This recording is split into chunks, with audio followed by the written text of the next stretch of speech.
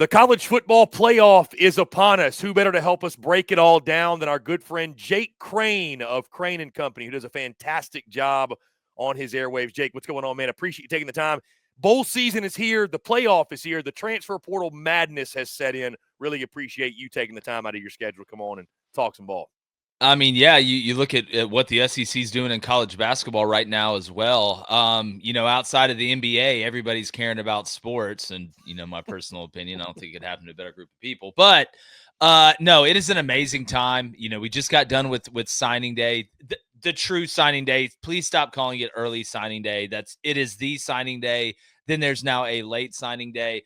But, no, there's a ton going on, man. And, we had Rhett Lashley on last week, and we were talking about just, some of the biggest problems that coaches have. And even Rich Rod was talking about it on the broadcast of the Memphis, West Virginia bowl game last night. The calendar is so screwed up in college football, especially if you're playing in a bowl game.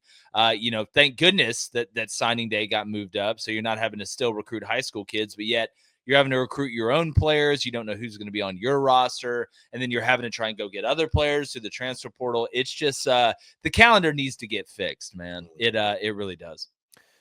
Jake, we're going to dive into the college football playoff and talk a little bowl season. But I do want to start with the portal, man. Just your early impressions. Again, we're still kind of at the beginning of this thing. But some high-impact signees, including one for Auburn, man, Jackson Arnold. LSU's doing work as well. Ole Miss is kind of doing their same song and dance. Just your early takeaways from the portal, some of the biggest landings, and of course, man, I got to get your thoughts on Jackson Arnold and how you feel like he fits for Hugh Freeze and Auburn.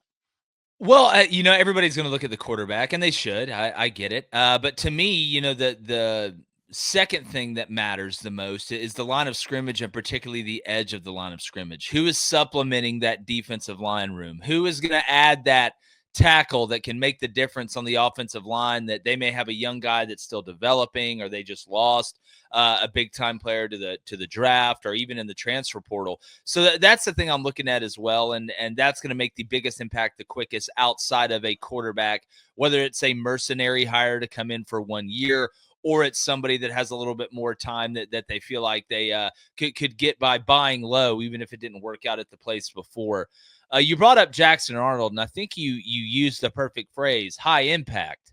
But is that going to be like the impact that Hillary Swank made on those kids in Freedom Riders, or the impact of the meteor that wiped out the dinosaurs? It's either going to be good or bad. I just, from an Auburn perspective, and look, there may not be a Cam Ward in the transfer portal every year. It's just like the NFL draft. The ability of the position group fluctuates.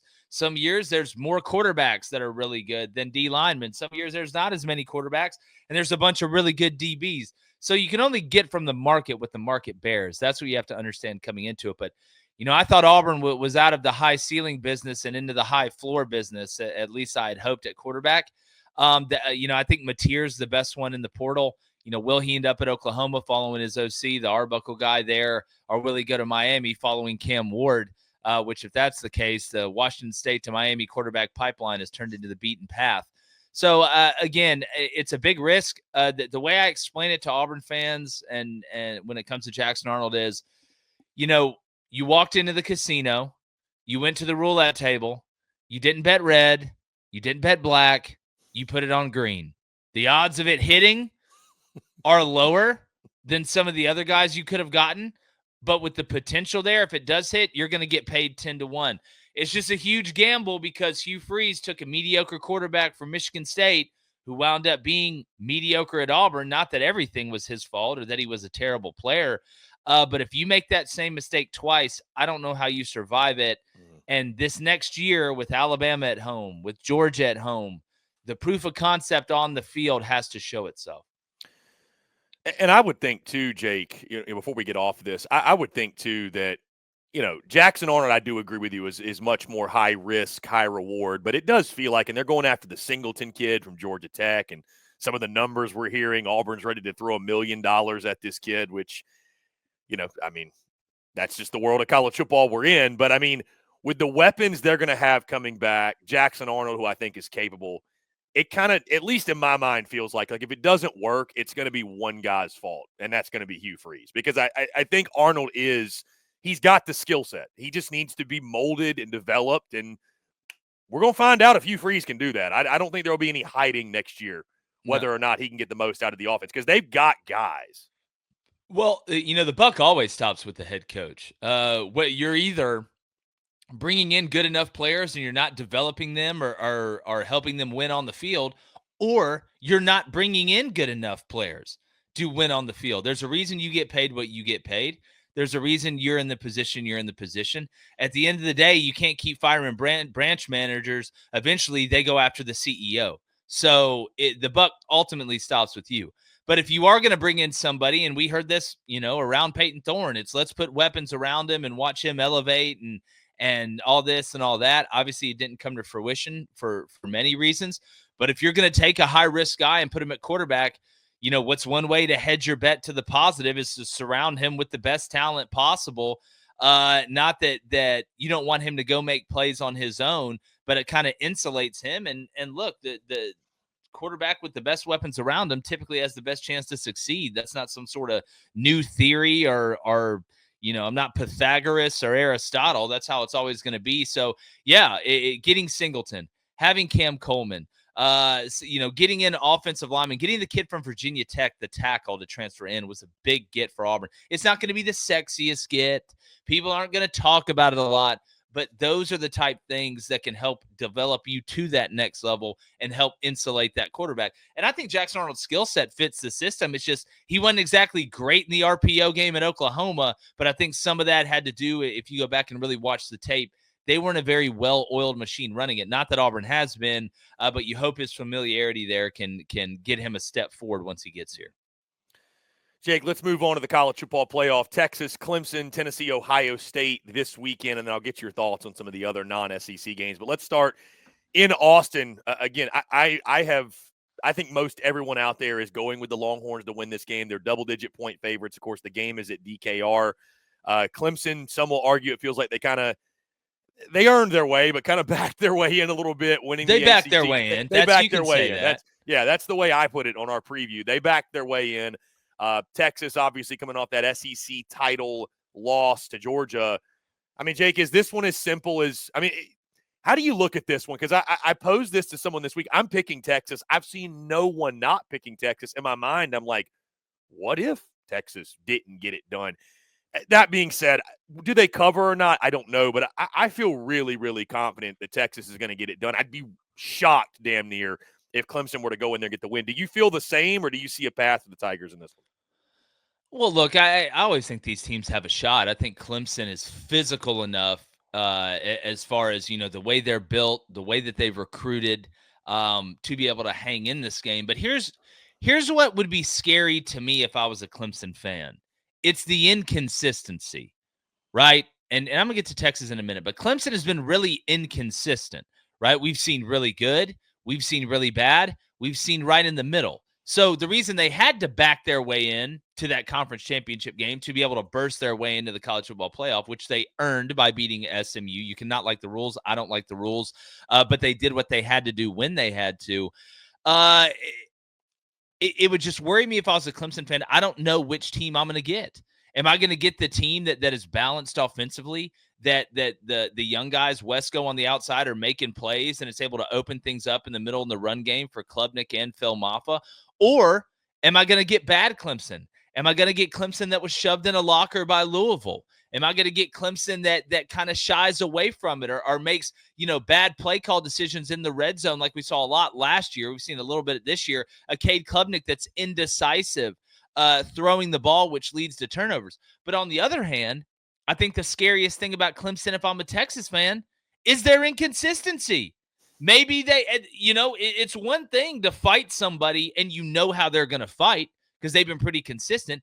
It's another thing if you don't know if they're going to come out with their A game or their F game. So if Clemson comes out and plays really, really well, I think there's a chance they can hang in it because I think they can get to Quinn Ewers, right, to stall Texas on some of these drives. And what we saw from Georgia when they get into the red zone, being able to hold them to field goals or causing some turnovers. My worry for Clemson is if you're not able to move the ball against what may be the best defense in college football when you look at Texas, then eventually that dam is going to break on your defense. When have we seen that before? Against Georgia, the opening week. Remember that game, right? I came on here that weekend like, this is how I think it's going to go. Not always right, but it went that way. It was a dogfight in the first half, low scoring, ugly, but eventually just like water hitting concrete. Over time, that crack's going to start. And then when that defense realizes that their offense isn't going to score, it takes a little bit out of you. I don't care how close you are together. So the path is narrow for Clemson, because don't let Georgia beating Texas twice fool you into thinking Texas isn't a good football team. Now, they may not be as elite as some people think. I would agree with that. But they're still a damn good football team. So I think there is a shot there for Clemson. But if they're going to keep playing inconsistent, not only throughout the year, but from half to half, you got to like Texas at home. Last time I saw the number, it was at 12. I would take Clemson to cover because it's 12.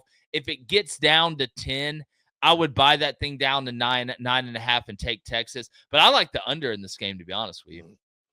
Yeah, I'm on the same side, Jake. I like the under as well. I think that Texas defense, they may be the side of the ball, or Jake, the unit I trust the most in the entire college football playoff. I feel confident that Texas's defense is going to be there. Their ceiling is controlled by Quinn Ewers and what that offensive side does. Let's go to the game at the Shoe, Jake. This one's going to be really interesting. I feel like this is kind of the premier matchup of round one. You could argue Tennessee at Ohio State.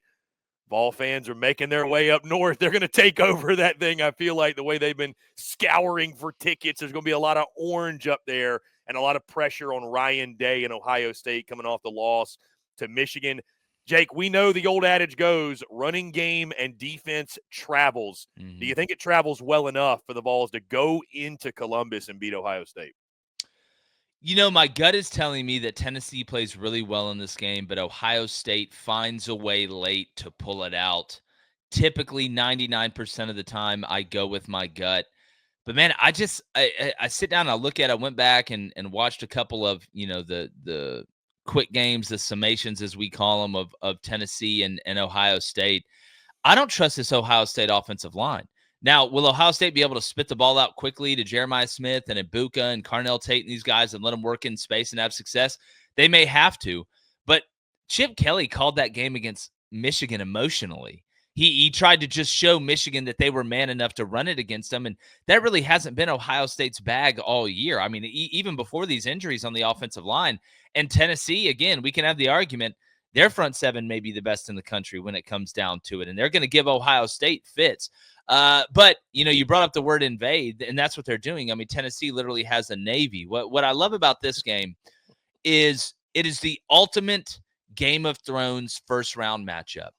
Big SEC brand versus Big Ten brand. Big Ten and the SEC are the big dogs in college football. This is straight out of Game of Thrones. This is the Starks versus the Lannisters. All right, and Tennessee. And listen, Tennessee ain't in Arizona. All right, and a lot of Ohio State's players are from the South. So, yeah, it's going to be cold, but it's not like, that Tennessee's been practicing on Mars in solar flare heat this whole time. There's going to be shot going up there. I actually think the way this Tennessee team is built, their archetype, you mentioned being able to run the ball and stop the run, as opposed to the Hendon Hooker teams, which were fantastic. I think this Tennessee team is built better structurally to go and beat Ohio State on the road because of their ability to run the ball, not just with Dylan Sampson, but Nico as well. But that defensive side to keep them in the game, especially if they're playing small ball on offense or that maybe the weather's affecting the passing game. The biggest question to me comes down to which quarterback do you trust the most to make the tight throws and tight coverage in the tightest moments? Is it Nico or is it Will Howard? Because at the end of the day, this game's going to come down to 3 to 5 plays. And it may not be that somebody's open. Somebody just got to go get the damn ball when it's thrown up. So when you match wide receiver rooms and skill position, you got to feel pretty good about Ohio State. But I think Tennessee at the line of scrimmage is going to be able to hold up and maybe even have an advantage. Give me Tennessee, Chris. Give me Tennessee to go up there and do it. I don't know. I cannot wait for this matchup. This is everything that is fantastic about college football. This is one of the reasons I was so excited about the first round game being a host for teams. It's just it's a cool situation. Yeah, this is kind of what we envisioned, Jake, when we thought about these first round games. To your point, on campus doesn't get much better than Tennessee at Ohio State. Jake, simply put, I don't expect Carson Beck to go in the college football playoff. I know Georgia hasn't officially said anything, which you would expect, but if you know anything about UCL injuries and you go back and watch that replay, I'd be really surprised. I think it's going to be Gunnar Stockton. So my question, Jake, is this. With the side of the bracket Georgia is on, because I think that's important, can Georgia win a national championship without Carson Beck?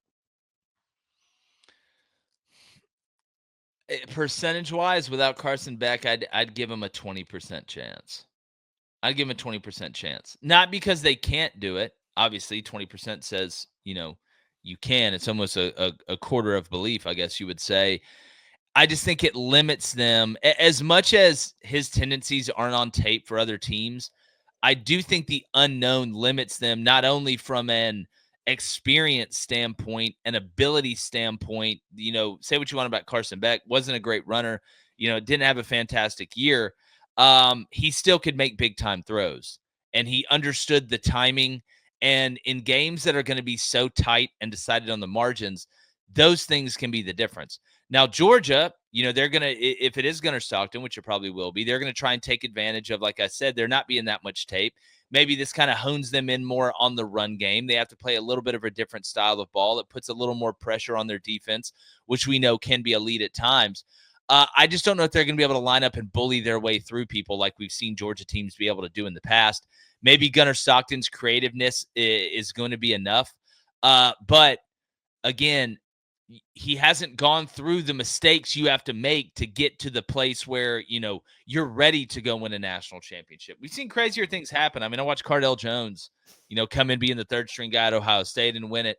It's not that they can't. I just don't think it's very likely. Now, if this was a Georgia team that had the defense that they had for their couple national championships, get away with some things, right? You can be even more conservative from a play calling standpoint offensively.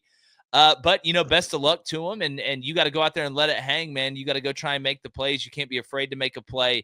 I wonder how much this limits them, not only in the playbook, but hey, we don't have time for you to get through 2-3 mistakes in these games and survive.